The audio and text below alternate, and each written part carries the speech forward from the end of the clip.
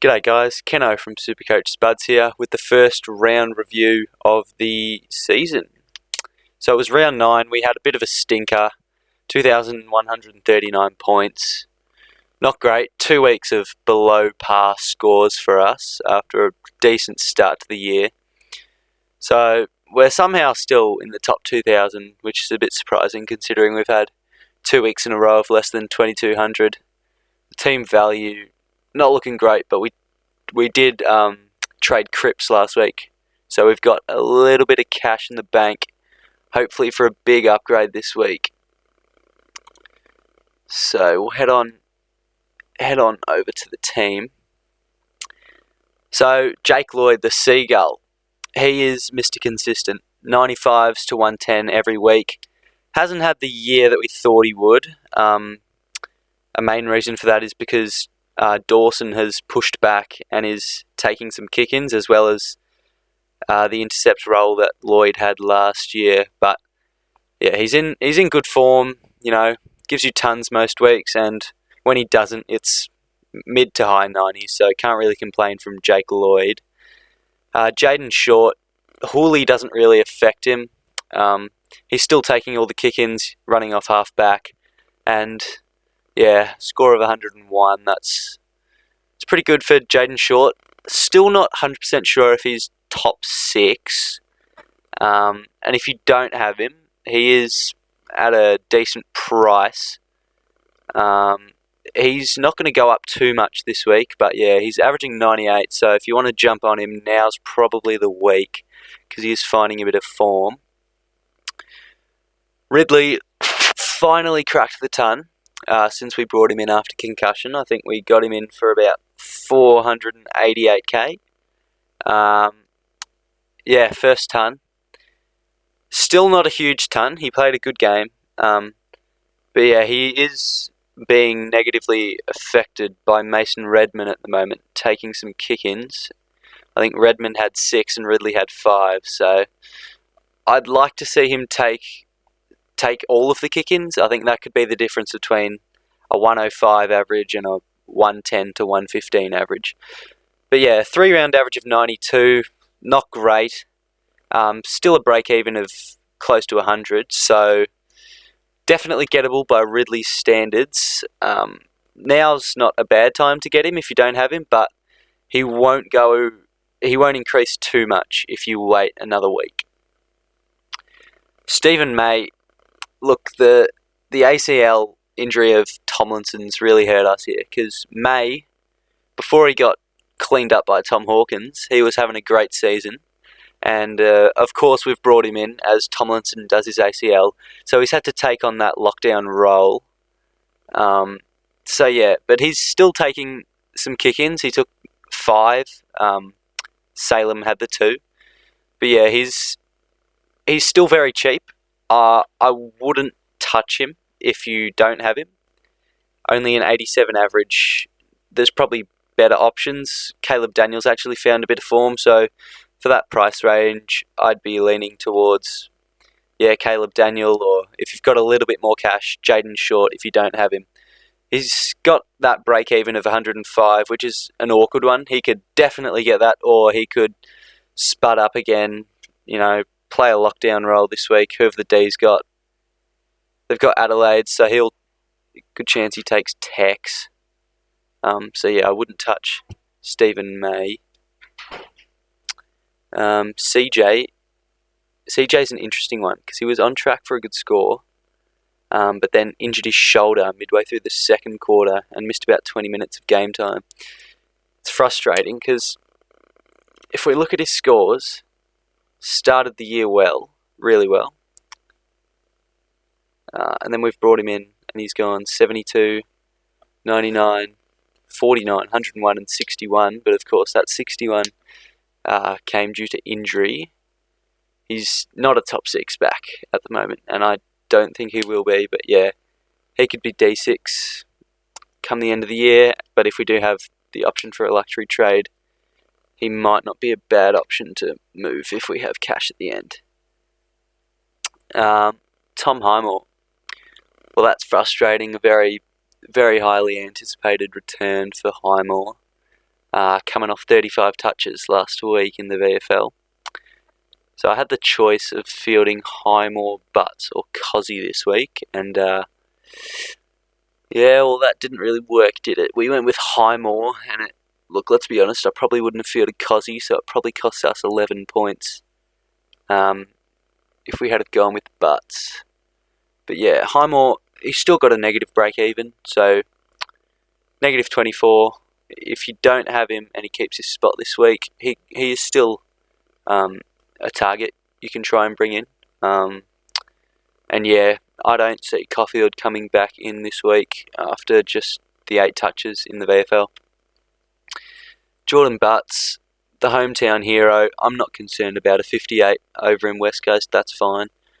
But yeah, back at the Adelaide Oval this week, he's averaging around 80 at the Adelaide Oval, so he'll definitely be an on-field option this week and a keeper till after his bye. Cozzy, look, I think it's time to move on with Cozzy.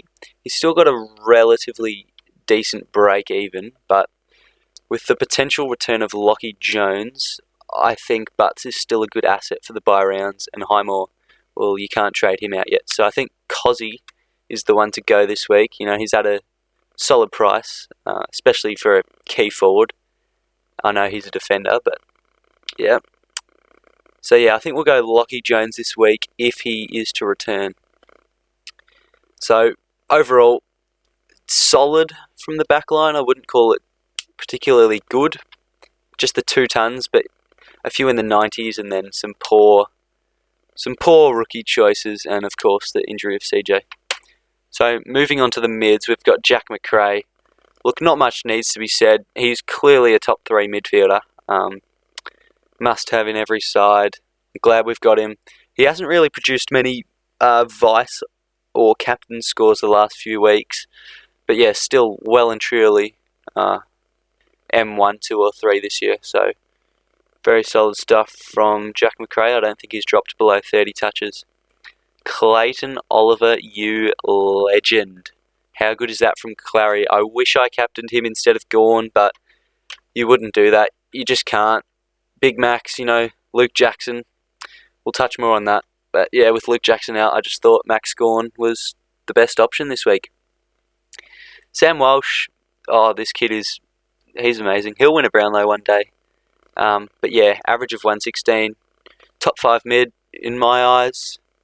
Not much to say really, barely drops below a ton. Jack Steele, back in form. Good few weeks, and again, he's definitely a keeper and should be in all midfields. Rory Laird, we'll try and get him back into defence in the next few weeks, probably when we move Butts after his bye or in his bye round. But yeah, great game from Rory Laird. The Crows, they had a pretty hard loss, but Laird thrived in the midfield again.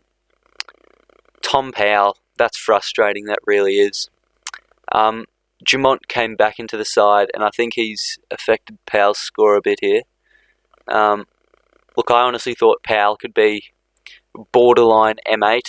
That's a bit of a stretch, but he was looking like probably my last upgrade target. However, with a break-even of 106, he is looking like he could be on the chopping block. The only thing stopping me, or slightly holding me back from trading him this week, is his bye round. He has the round 12 bye, and I think we've worked it out. I think we're fine for round 12. Touch wood. But yeah, Tom Powell, that's frustrating, and he might be on the move the next few weeks. Jimmy Jordan, he is a gun. 20 touches, 10 tackles, here or there. Another 96. Unlucky not to get the ton. I don't think he's tonned up yet. Hasn't. This was his best game of the year. So that's just awesome stuff from Jordan. He'll be our last on-field upgrade. And Collier Dawkins, look, I was actually a little bit annoyed that I didn't take Poulter's 66 because Collier Dawkins had a really slow start to the game. So I was a bit annoyed with myself. I was thinking, damn, should have gone Poulter. But nope, Collier Dawkins came through, kicked 2 goals, played some really good midfield minutes, and yeah, got the Tigers over the line in the end alongside Dustin Martin. Probably more Dusty than Collier Dawkins, but yeah, really, really solid effort. Poulter, he looks like a good rookie. He's playing wing for the Pies. Should keep his spot. They like the young fellas this year. So, yeah, he'll stay in the team. Brockman, I'd like him to get a game. And, yeah, Fife's just there for loophole considerations. The Rucks, Gawn and Grundy, look, below average scores for the both of them. We've iced Grundy this week, and clearly 109's not good enough. And yeah, with Max Gawn, I genuinely thought he would go back to his best, 140 plus, with Luke Jackson out, but nope.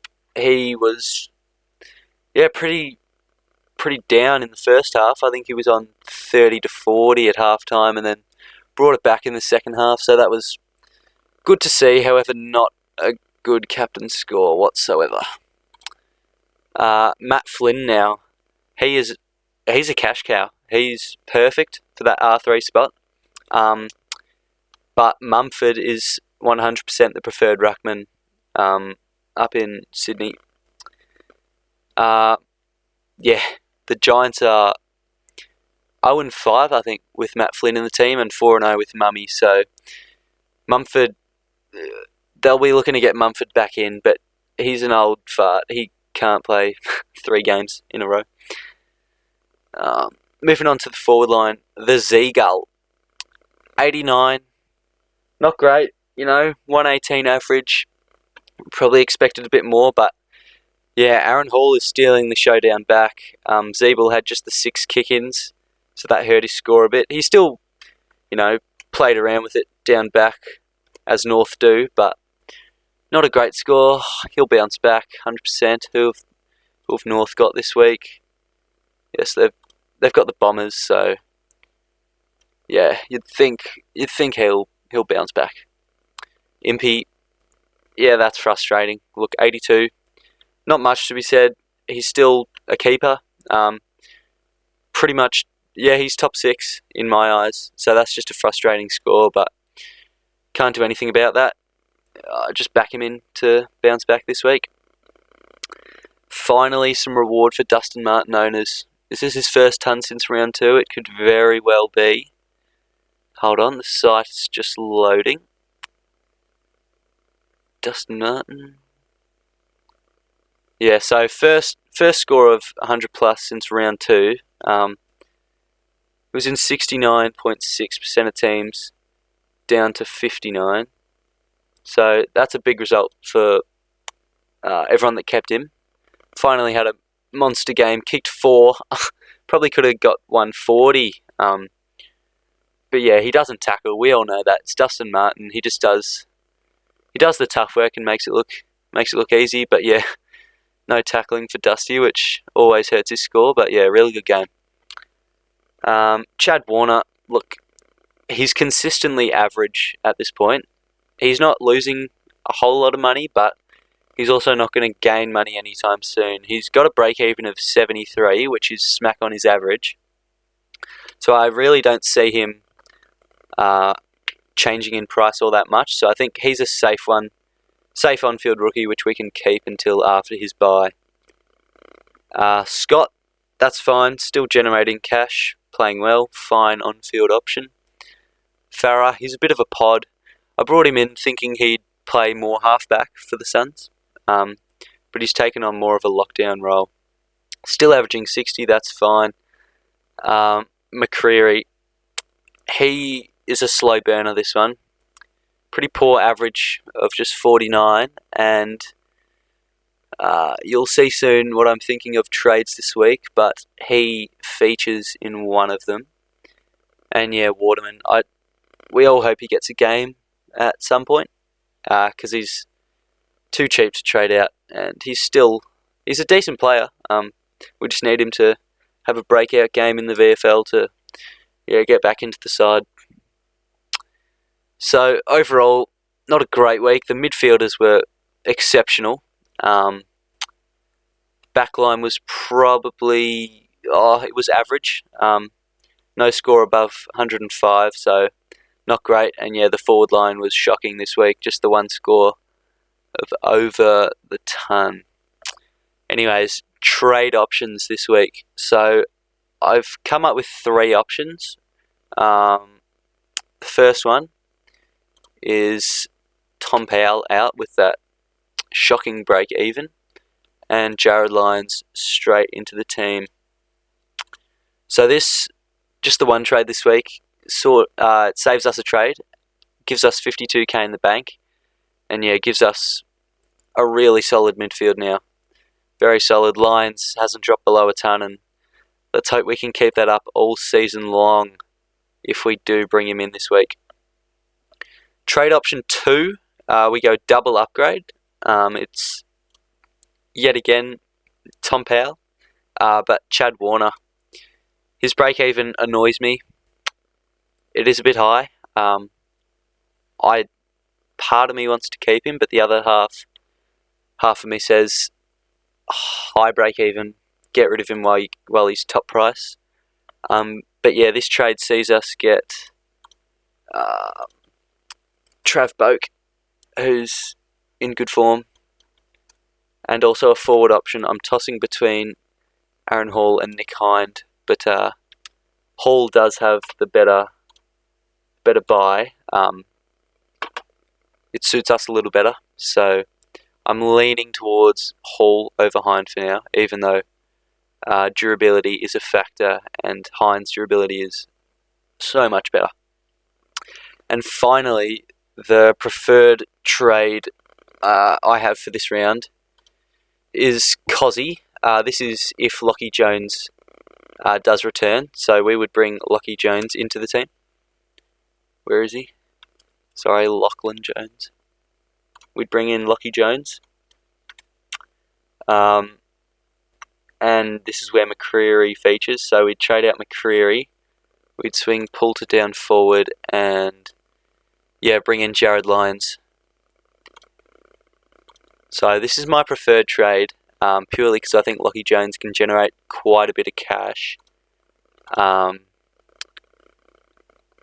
yeah, this is dependent on if he plays. And this way we get to keep Tom Powell, back him in for a few more weeks, keep him till his bye, because he does have the round 12 bye, which suits us fine. And then so we got really good bench cover on all lines. So we got Poulter there instead of McCreary. We'll have Collier Dawkins on the bench. Him and Powell, we can loophole with these two. And then, Highmore and Lockie Jones, really solid. So, even though the rank has been going down these last few weeks, the team's in decent shape. You know, we've still got rookies playing on all 3 lines. But yeah, I think this pretty much wraps up the first round review of the channel from Kenno. And so it'll be interesting when teams drop Thursday night. Good to have Thursday night team selections back. But yeah, that's all from me. Cheers.